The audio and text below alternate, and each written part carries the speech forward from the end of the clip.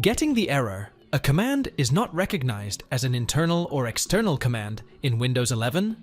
In this video, I'll show you how to fix it quickly and easily.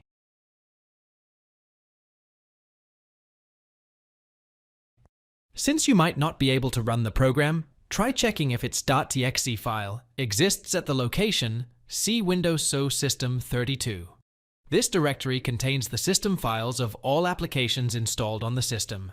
If you have a 32-bit system, try locating the file in C Windows SO syswow 64.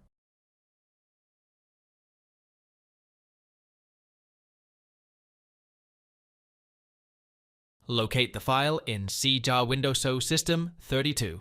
Now, right-click and copy its path. For example, let's say we are running chkdsk, then the path will be C Windows SO System 32 chkdsk.exe.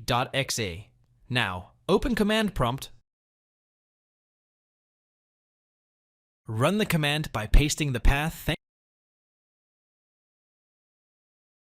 Thanks for watching. If it helps, make sure to hit like and subscribe.